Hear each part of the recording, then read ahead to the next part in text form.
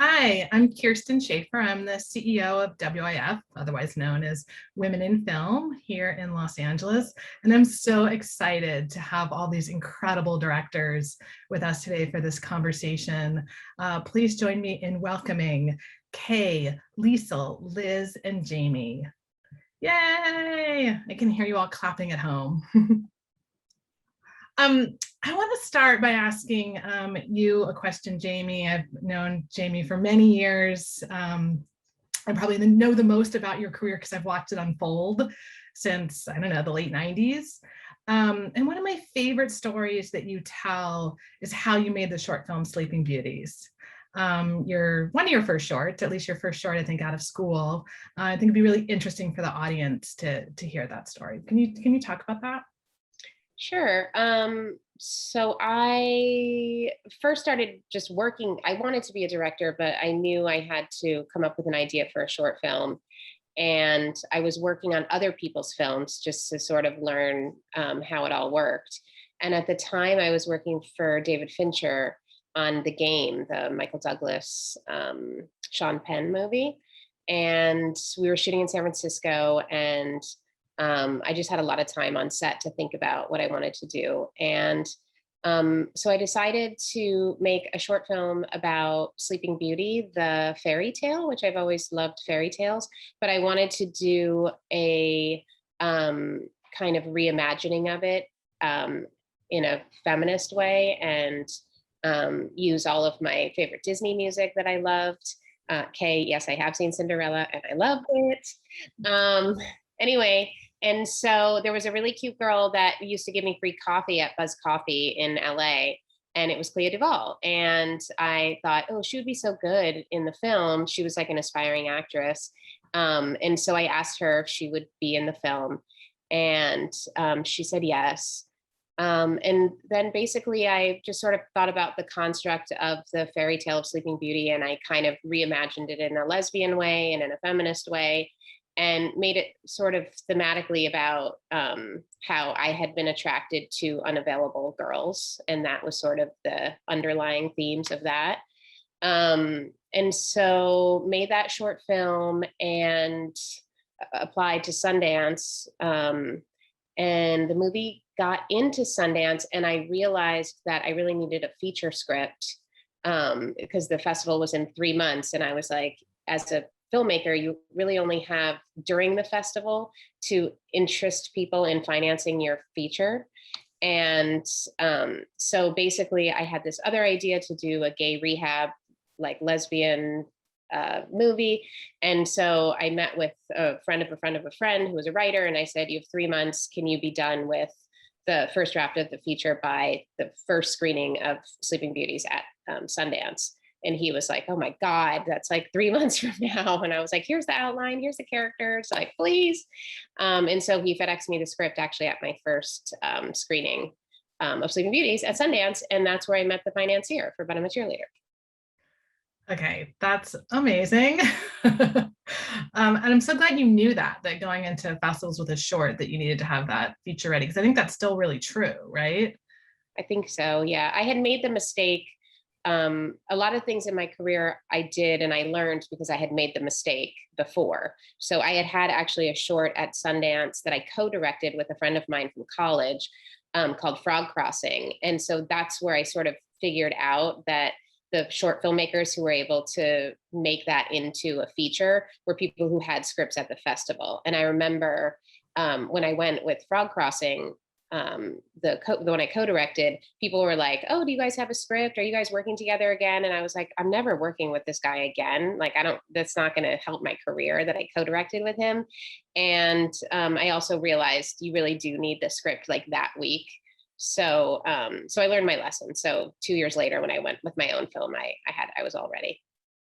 And so then how did you parlay But I'm a Cheerleader, which, played all the festivals and got a distribution deal and won a ton of awards? How did you parlay that into a television directing career? Well, I directed But I'm a Cheerleader from the money that I got when I went to Sundance. The executive producer who I met, who was like an insurance guy who was working at Prudential Insurance, And he was like, oh, I want to get into movie making. And I was like, I want to make a feature. Let's be here next year. It'll be so fun. And I have this script and it stars Clea Duvall, who was the star of my short film. So he was like, oh, Clea's really good in your short and they like you enough to give you a short. So maybe you will get in as a feature. So when I went to Sundance, I think it was, we shot a year later. So like during Sundance, the next year was when we shot, but a year later. And then the year after that, so it was 2 years after that, I went to Sundance with Cheerleader. And I knew the agent of the actor. So there was one agent who represented Clea and Natasha. And he was like, oh, my actors love you. Do you need an agent? And I was like, yes. And he was like, well, I could be your agent. So he was my agent. And that was like the only person, it was the only offer I got. And very nice guy. And he said, well, what do you need help with? And I said, I just want to make money as a director. Like, that's it. And I was like, I'll always make like my indie films. But I've always kind of done those on my own. And by the way, I've never made any money on those. So I actually would like something that pays so I don't have to like babysit and make films. And so he was like, okay, well, are you open to like TV or commercials or anything? I was like, I'm literally open to anything that pays. And so my very first interview was on this teen show on the CW, which was kind of like a crappy network at the time. And it was a show that got picked up really late. So they didn't have any of the regular directors that are usually available. So they were like, they're really desperate. There's no directors available. Will you go in and interview? And I was like, okay. So I went in and I met this guy and he was like, I've never done TV before. And I was like, I've never done TV before. And so he was like, all right, well, cool. Do you want to like direct on the show? And then maybe you could also be a producer on the show and just stay for the whole thing. And I was like, I would love that. I don't really know what that is, but sure. And he was like, I don't know what that is. Anyway, it was Ryan Murphy. So that was his first show and it was called Popular. And so I worked on that for 2 years with him. And it was great because I ended up directing like half the episodes and I was there for the whole thing. So from the very beginning, I was just sort of understanding the process of how TV works. And anyway. That was great. Thanks for sharing all that. Lisa, you just directed your first feature and I had the honor and privilege of watching it this week and it's incredible. It's so remarkable. It's so special. It really just blew me away. I know you have a long history of directing theater. You've been directing television for the last, 3 or 4 years. So, you know, it's no surprise really, but not everybody hits it out of the park on their first feature. Will you talk a little bit about how you made the transition from theater into television and then into film? Sure. You know, I was an actor for a long time. I started acting when I was a teenager. And, you know, I've studied it. I went to grad school for acting, but I always directed along the way. And when I got to New York, I understood that as an actor, I just didn't have the personality to wait around for work. So I sort of self-produced downtown stuff, you know, like way downtown fringe theater things. And I always reached out to writers who I thought had something interesting to say.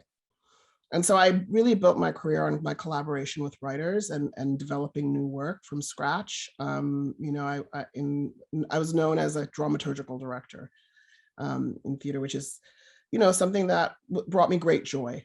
But I always knew that my dream was to direct film. And there was a point in, you know, after 15 years of directing for theater, I just felt like, you know, you're working yourself near to death. And at the end of the day, it's a very small audience that sees your work. And, you know, as much as I love theater and will always love theater, it's a fairly elitist pursuit, if we're honest, right? And that really wasn't what I wanted for, you know, long term. I just wanted to have more access to people with the work that I was doing. And, you know, and then also television changed. Television became so cinematic, became, you know, so interesting. And some of my favorite directors were directing in television, like Jamie Babbitt, And so, it felt like actually, television felt like an exciting place to be.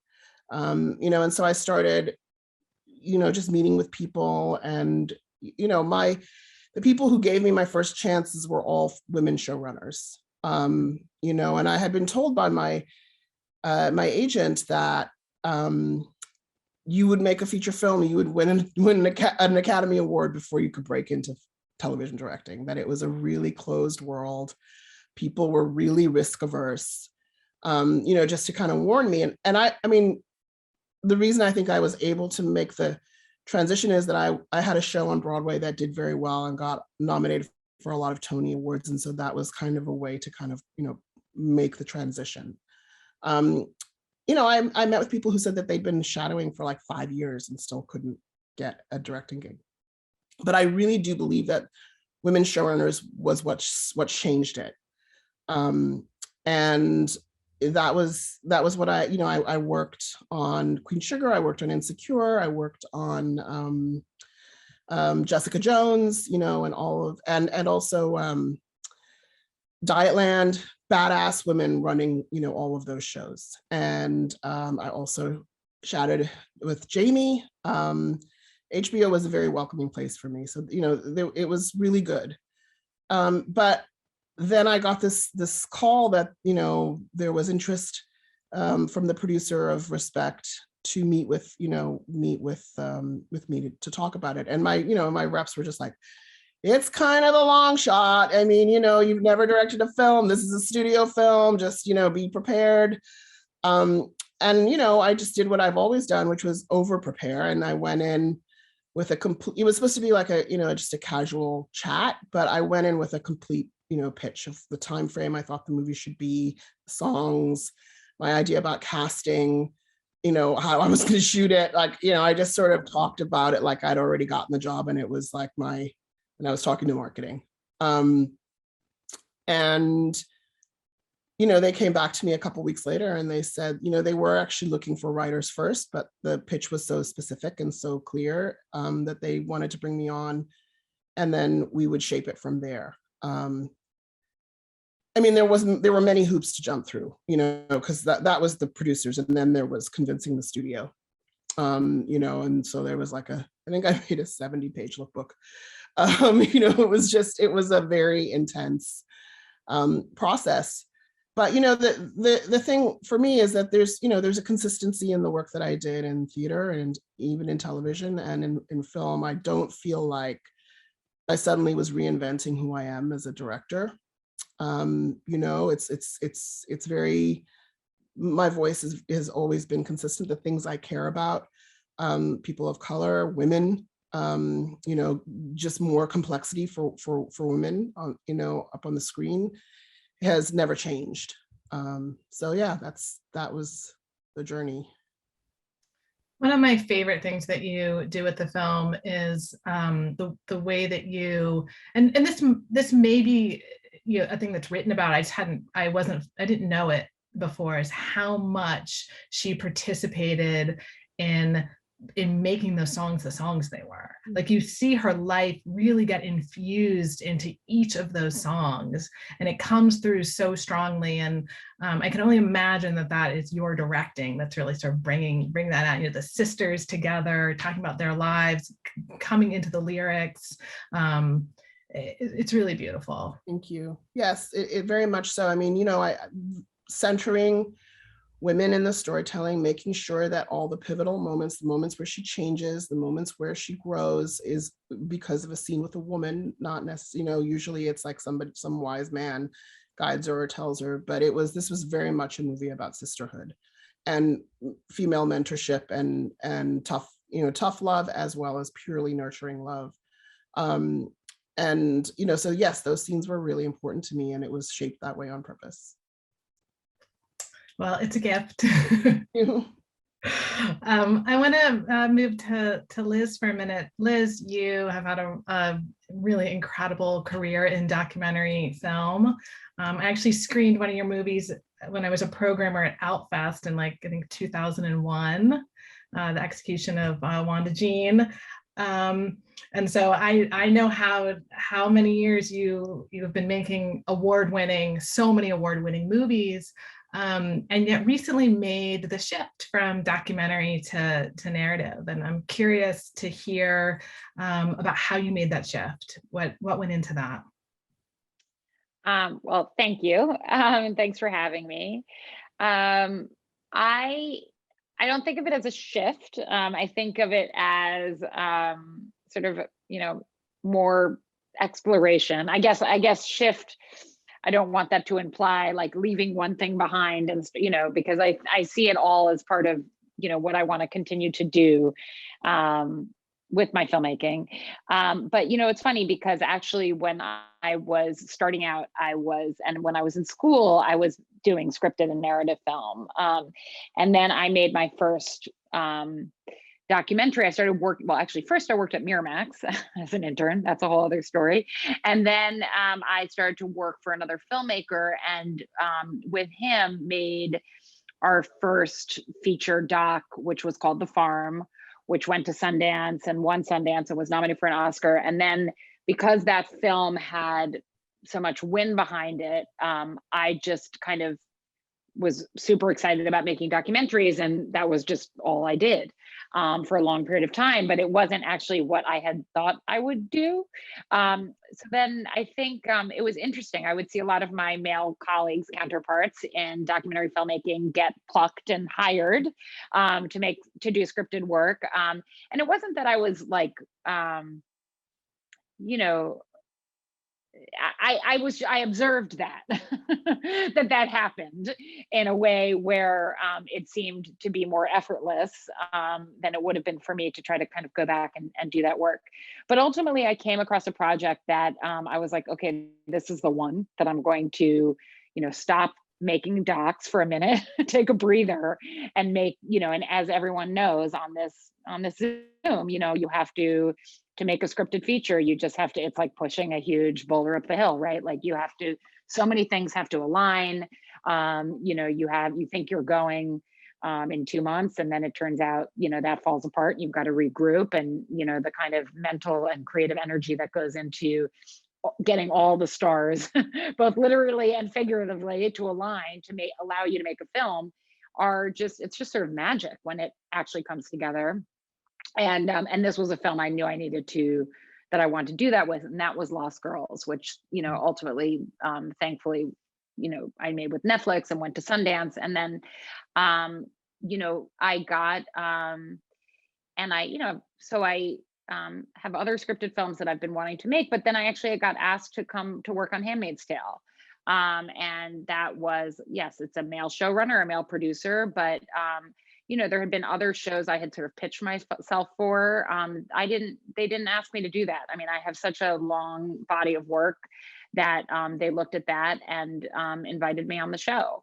And that was an incredible set, an incredible experience, incredible cast. And working in television, I mean, it's so wonderful. And I guess most of you guys are sort of used to it, but you get to just like go make something.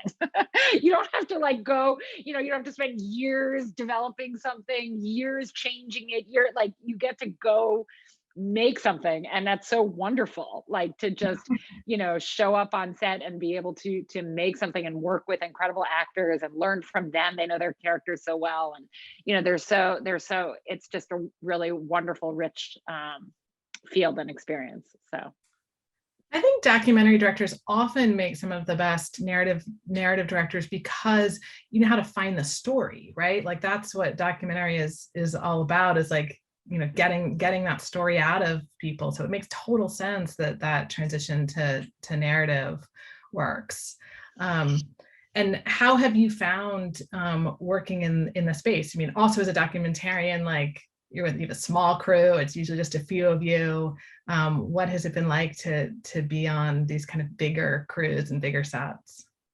yeah, I mean, what's interesting is there are ways in which the skill sets totally overlap and ways in which they don't. And I was surprised, I think, by what I found very natural and what I found was more like out of my comfort zone. I'm out on a limb here. I mean, I kind of like that. I like walking out on those limbs, and confronting what's scary and throwing myself into it. But I do think that, and I had experience doing this in my studies, but working with actors felt very natural, very familiar. There's a way in which when you're a documentary filmmaker, you're working with your subjects. Of course, it's different, but there is that interpersonal trust building relationship, allowing someone to go somewhere that they're a little scared to do, maybe sometimes, occasionally.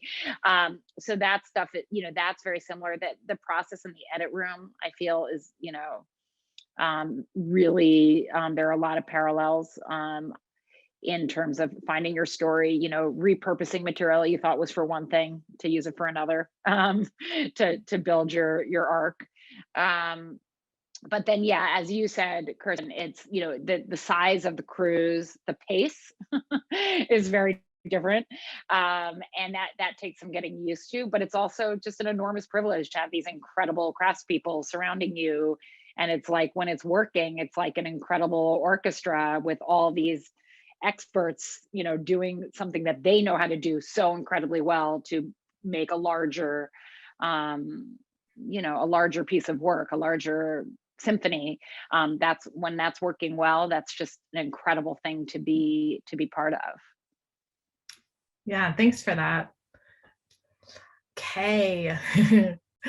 I just this week watched Cinderella with my 11-year-old, who's like a huge fan of Camila Cabello, but she had never seen Billy Porter or Idina Menzel, and so to get to introduce her to that world in this way was really special. So thank you.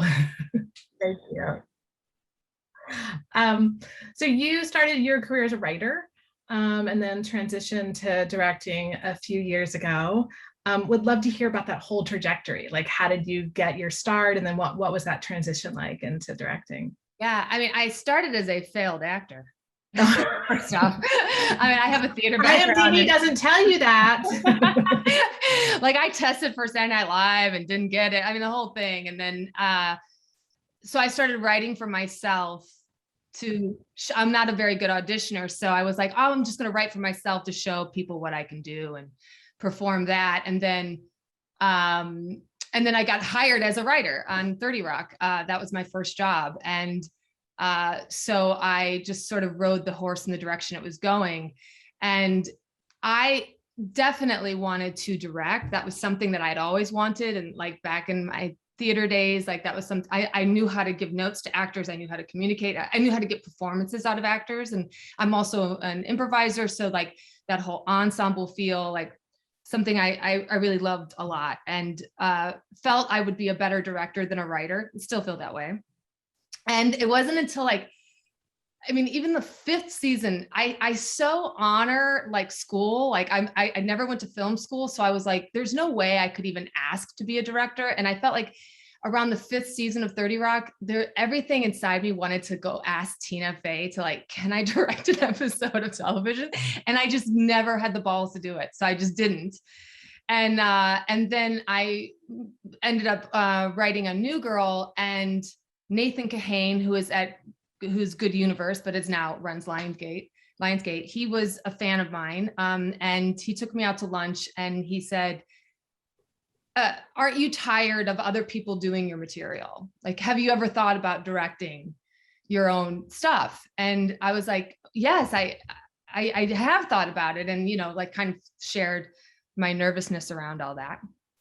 And then I say yes to writers' roundtables. Like I think they're kind of fun. And I think that I learned so much and you get to meet different people. So I said yes to the Neighbors 2 Writers Roundtable, where they brought a bunch of ladies together to get their input on how to do Neighbors 2. And when I go to those roundtables, I really come prepared. And Lisa, like you were saying, it's never just like a conversation for me. Like I had my computer and I had all my notes and I had all my thoughts and stuff. And I guess that was like Nathan Kahane and then Point Grey, which is Seth Rogen and Evan Goldberg. And when I left that roundtable, they said, I think Kay could direct what was called The Pact at the time, that ended up being Blockers, ended up being the first thing that I directed. And so they sent me the script with just a straight offer. Like I was just being, offered to direct based off of potential.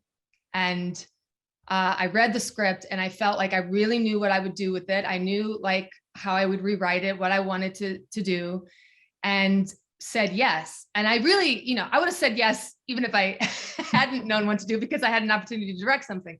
But the fact that it spoke to the things that I liked, and it was this hard, rated R comedy, but it was about young women and having agency over their bodies and all of that. Like I was really excited to do that. So I got it. So that was the first thing I ever directed was, a studio movie. And not that, and I was always on set giving, at 30 Rock, giving notes to actors and stuff. And I actually asked, I did this show Girl Boss that Jamie directed a couple episodes of. And I asked Netflix if I could direct and they told me no. So Blockers ended up being the very first thing that I ever directed. And then what was the process of getting Cinderella? That was I always try to have, as I'm doing one job, I always, try to have another job going. And so I was in post for Blockers and I took this meeting with James Corden and Leo Pearlman, and it was James's idea to do a modern version of Cinderella using contemporary songs. And I was so excited at the fact of like rewriting the story to fit more with how I think young women and girls are perceiving themselves. So I said yes to it. So I just said yes to it as a writer, and because I wanted a writing gig while I was in post for Blockers. And as I was writing it, I was like, I got very excited by the changes that I was, making to the story. And then I told them, like, I'm a writer who will rewrite no matter how many steps I have in a contract. Like I'll just rewrite and rewrite, because I figure if my name's going to be on it, I want to, make it reflect me or whatever. And so they said they were going to give me another round of notes. And I was like, I'll rewrite this all day long if I'm the director of the movie. If I'm not the director, then let's shake hands and like, God bless. And I hope it gets made. And, and to their, to their credit, and I'm very grateful for this, they said yes and supported me. And so it was, the producers and myself going in. I also made like a lookbook. It did the whole thing. It's never a conversation. It's never just a conversation. You always have to come in. If I can give any advice, it's like always come in, triple prepared for whatever you think that meeting's going to be. And that's what I did. I had a sizzle reel and I had like casting in mind, and I did the whole thing. We had a script that I'd rewritten a gazillion times and stuff like that. And so it ended up being, they liked it. And then it ended up being like, if you can get Camila Cabello, we'll make the movie. And I got Camila Cabello.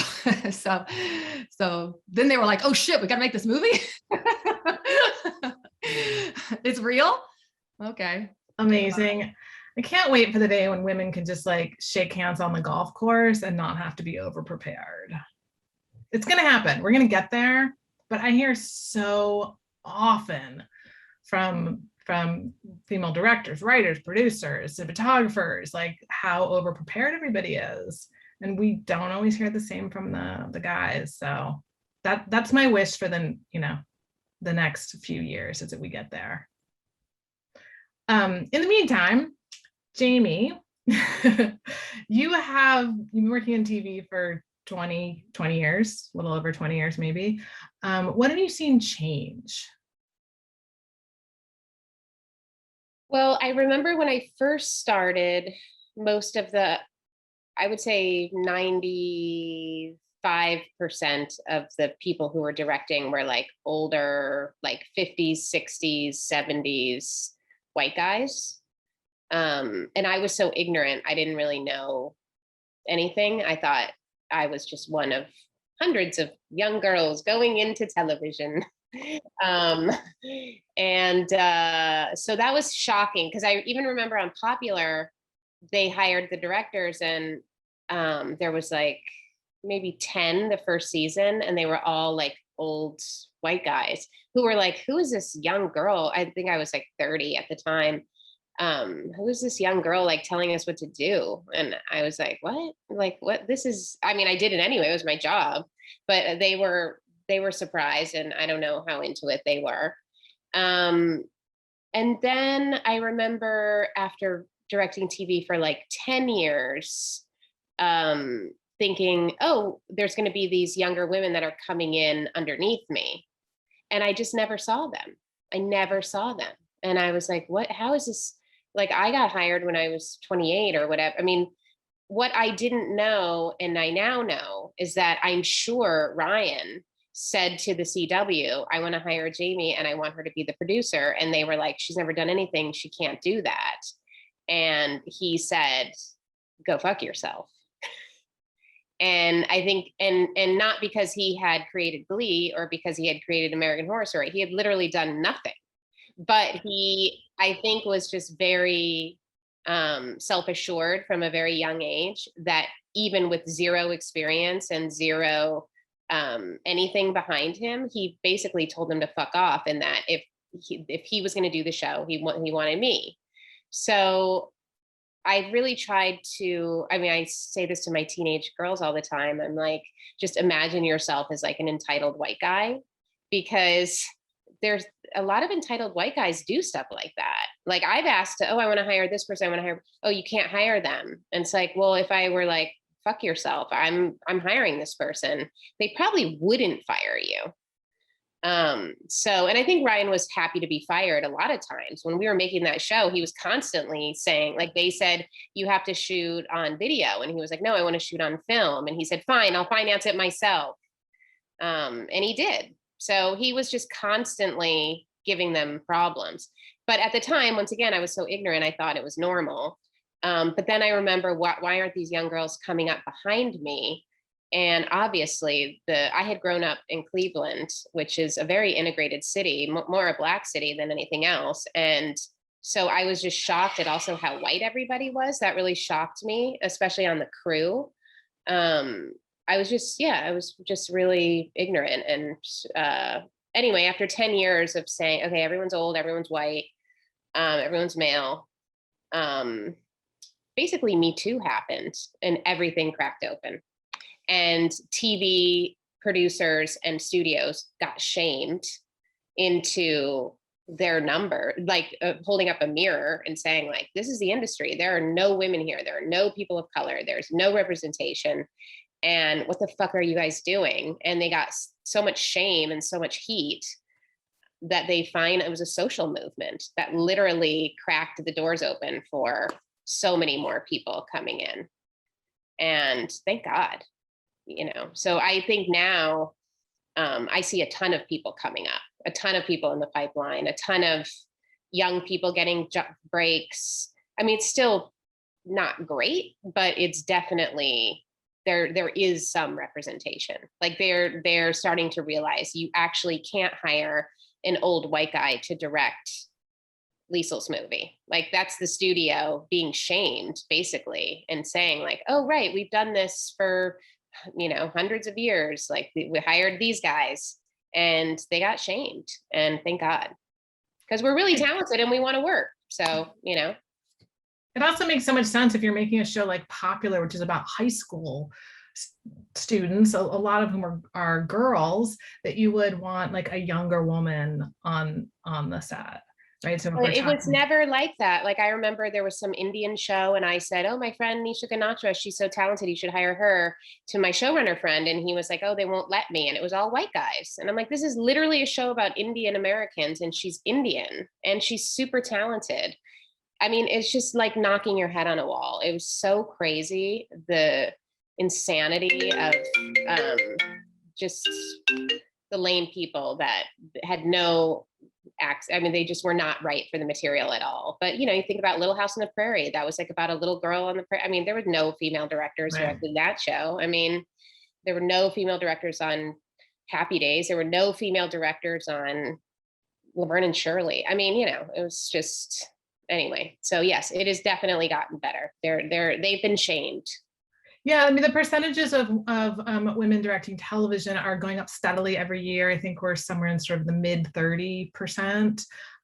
In feature film, it's way less. You know, we had 1 year at 12%, but not even sure if I'm going to return to that. So my question for you, Lisa, is, you know, you obviously have been championing underrepresented voices in all of your work throughout your career. What do you think? And like Jamie said, we are making some progress for women, for people of color, a little bit for disabled people. What do you think it's going to take to get our industry to be truly representative of the population of the world?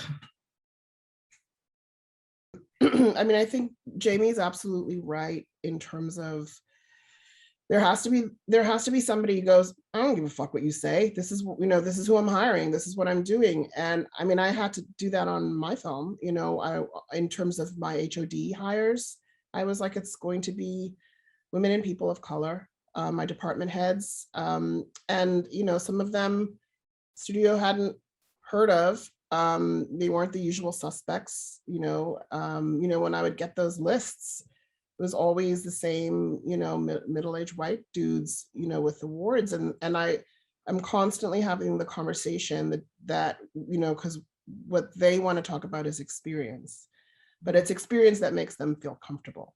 It's experience that makes them feel like they have a shorthand. And what I'm talking about is access. Because, you know, when you say experience, I hear that there is a lack of access, that you have literally shut the doors to women and people of color being given those jobs. And I know what I'm capable of in terms of collaboration, and it's not my problem that you don't understand what that means. So, you know, when I would advocate for Clint Ramos, who did the costumes, had never done a movie like this, but I'd worked with him for 15 years in theater. I knew he could do it. I knew we could do it.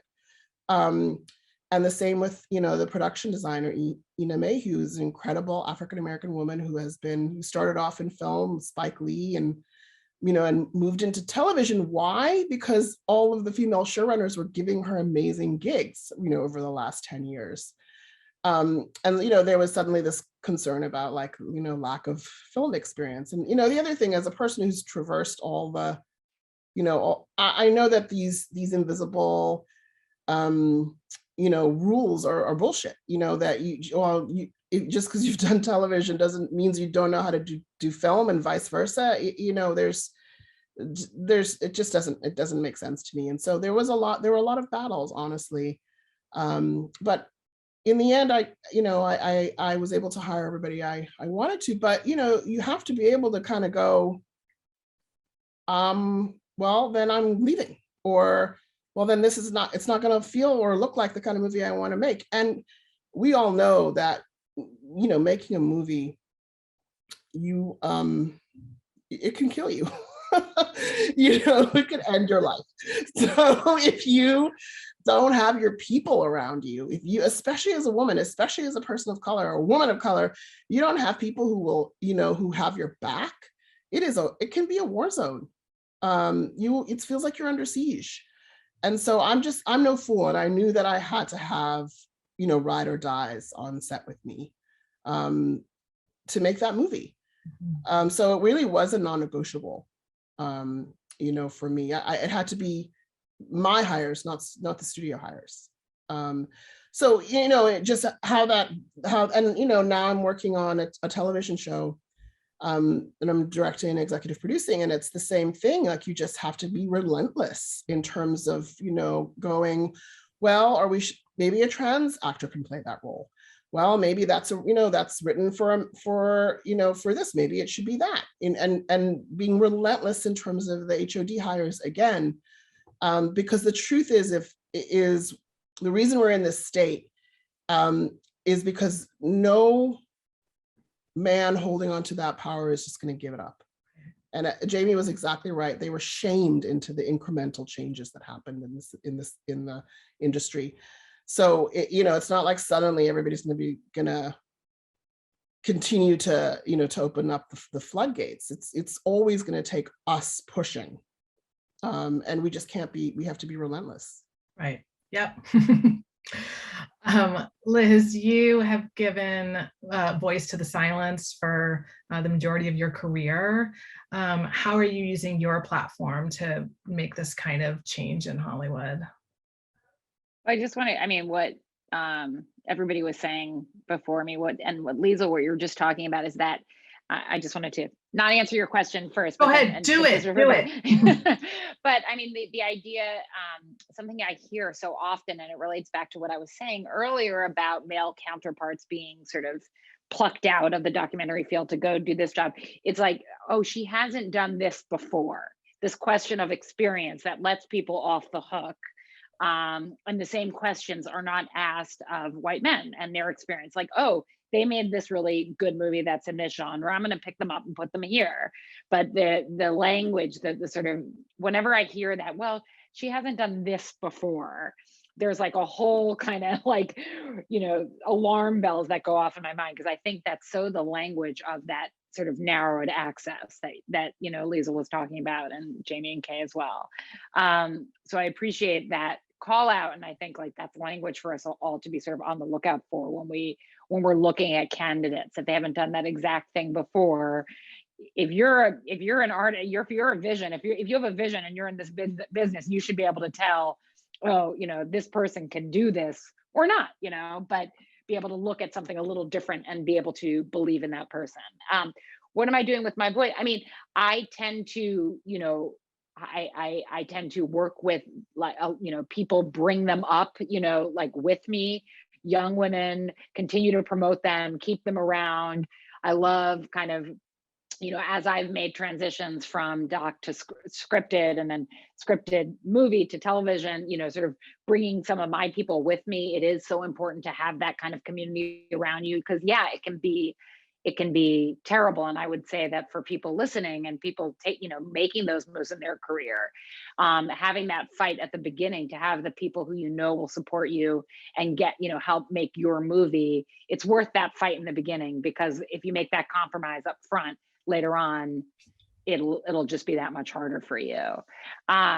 So, I think it's about, continuing to show up and do the work and, do it really well, and bring those who have supported you up and along with you. It's a great answer. We're going to talk about mentorship in just a second.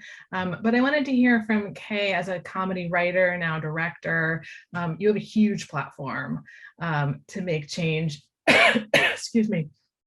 Within this industry, and I wonder what that has looked like for you so far, and what you plan to do in the future. Yeah, well, first I want to talk just very quickly about what Liesl was saying about how a movie can kill you, because I was about 4 weeks into shooting Cinderella in London when we shut down for the pandemic. And I was having night sweats and chills and lost weight and had a scratchy throat. And I was like, I thought I had COVID. Who knows if I had COVID or not, right? Almost 5 months to the day, we go back to London to finish the movie. Now we're deep in the pandemic.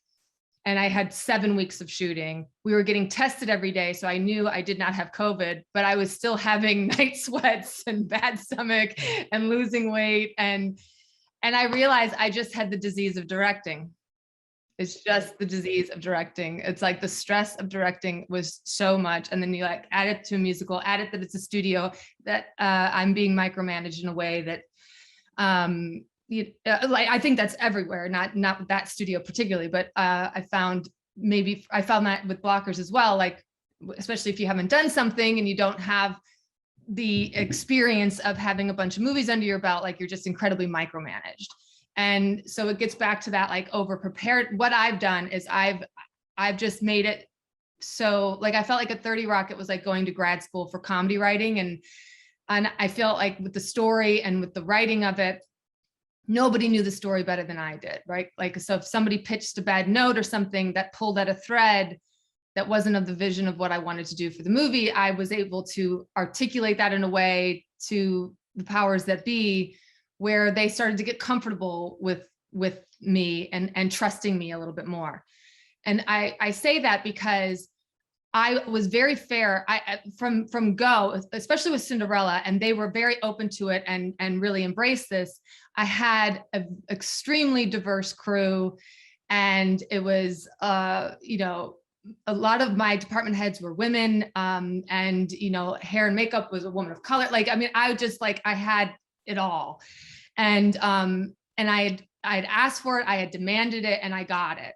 And I think it started because I hired a female line producer who I had worked with before, and she and I were on the same page. And so like, if I'm actively telling her, like, don't put just men in front of me, like I need to interview a bunch of different kinds of people, and then I'm going to pick who I want to be the head.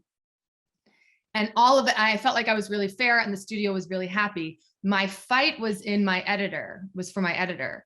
And she and I had, she was my ride or die, like, and I did Girl Boss with her. She cut blockers for me. Like, we're just on the same page, and creatively. And again, she's my ride or die. And that fight was a big one. And it's like, I had to just keep, like, they were like, we want to put this person in front of you. We want you to interview with this person. And I said no. And my line producer, she was like, she's not going to sit down and interview with these people because she wants her person. And it was like about, you know, experience, and they didn't know her and all that kind of stuff. And I won out. Stacey cut the movie. Yes, thankfully, you know, and of course she's fantastic, and she edited it amazingly. It's still not without, like, you know, editors on the side, like if it doesn't work out, you know, like, you're like, we all know this. I mean, I know this even as a director, like they could have fired me at any point and put somebody else in there. And you know, that's where the fight is nonstop. So just to echo what everyone else on this panel has said, like, it's just a constant fight. And I found because I was so fair with all my other, you know, department heads, and like listened and, you know, took their recommendations, I picked my battle where I really wanted to pick my battle, and I drew a line, and then I was able to get that. But the argument for me getting it is she's been so fair leading up to, you know, I don't know if that argument would exist if I was a dude, but that I think, like, being relentless, I'm up for that challenge. Like, it's like, yes, because, you know, editors, especially studios, movies that are big budget or bigger budgets, there's just not a lot of ladies. And so it was really important that she get that experience, and it was somebody that I desperately wanted. Good for you. Good for you. We're nearing the end of our time, but I wanted to just wrap up by asking each of you for a piece of advice for emerging filmmakers. So I'm going to start with you, Liz. What advice do you have? Well, you know, despite your admonition before, Kristen, of you know, kind of the notes around preparation, I mean, I do find that being incredibly prepared is kind of like sets me free in some way. You know, the fact that I know I'm like showing up on a shoot day or to a meeting, having already turned over every stone in my head and thought of every caveat and kind of already gamed it out in my mind so thoroughly, actually allows me to be really free and spontaneous.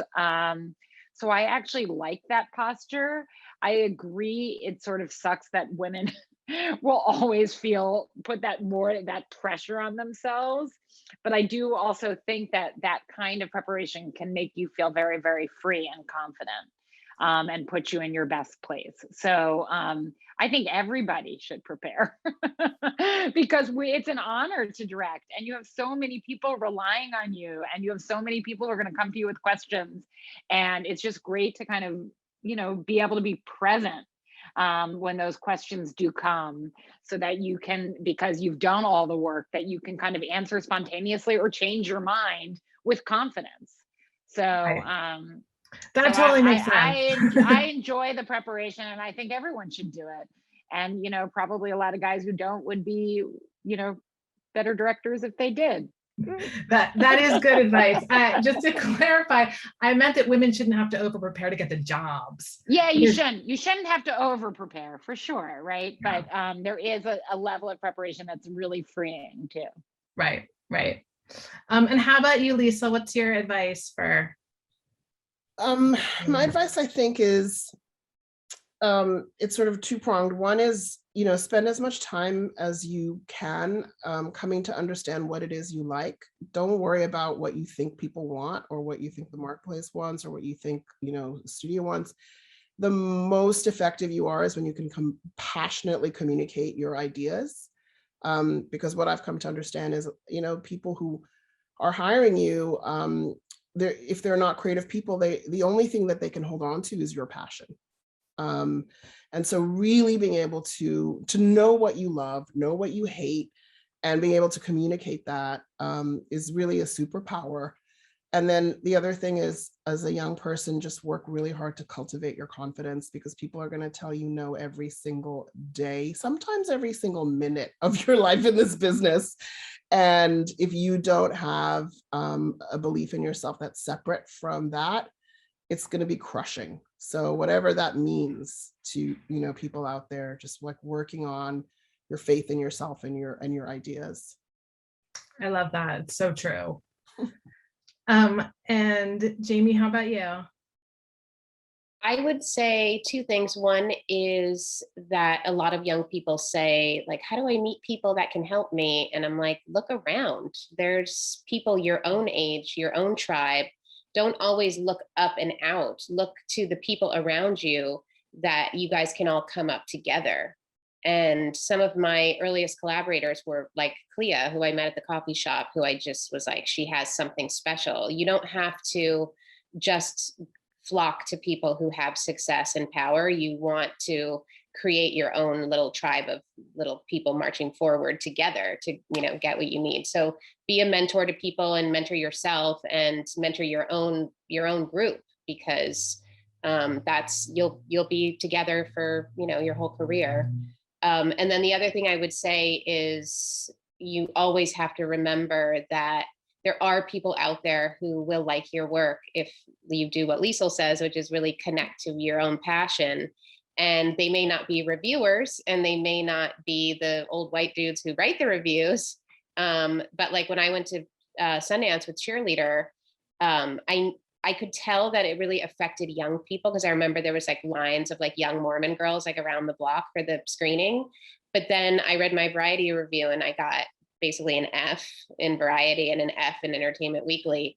And if I hadn't had the support of young girls at that time, I think I would have quit directing. It was so demoralizing. And then 20 years later, they're like, oh, it's the best lesbian movie ever made. It's like, okay, well, thank God I lived this long, because, there's a lot of things against you. You just have to really believe in yourself and believe in your group, like wants you to tell the story, even if the majority of old white guys don't give a shit. So true. And Kay, your advice? I'm going to take that advice, Jamie, because that just happened to me. The movie isn't for that. My PG jukebox musical fairy tale music isn't for you, old man. Oh my God, my girls love it. Yeah, thank you. I loved it, Kay. I loved it. Any woman would love that, and gay man. So, and guess what? They're not reviewers, so whatever.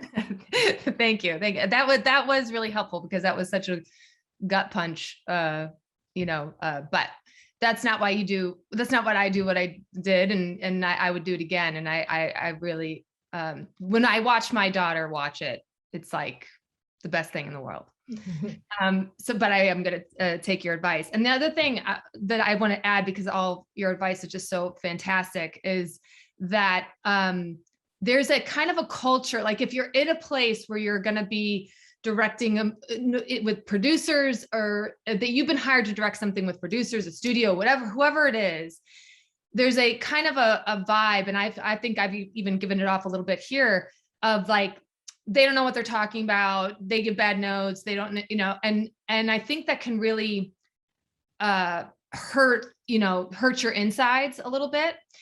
And so my advice is to, and I learned this from experience, is to really look at them as partners, and that those notes are just thoughts that they're having, and to not, like I kind of like on my own will be like, that's a stupid fucking note, but I get through it to then go, okay, what's behind the note? What's, what are they really not seeing? Because they're obviously not seeing something's not connecting. So my advice is to approach not as your creative producers or your studio as like adversaries. Like I had such a great experience at Sony with my Sony exec, Ange Giannetti, like where she really knew the movie I was making, and her notes and ideas were good. And that took like me getting past like, oh, that's the studio giving a note, right? Or that's the producer giving a note and they don't know what they're talking about. Like, I was able to get past that and embrace it. And that's at any level. So I don't want it to think that I'm just coming from like at a certain level. I'm at every level. Like when your friends read your work or if you're pitching to them about something you're about to direct, it's like really like be okay with notes, be okay with criticism, be okay with what's coming at you, and just think of it as thoughts. And then I think that creatively that'll free you from a lot of pain. Thank you so much for your generosity, all four of you. This was really incredible to hear all of these insights. Yeah,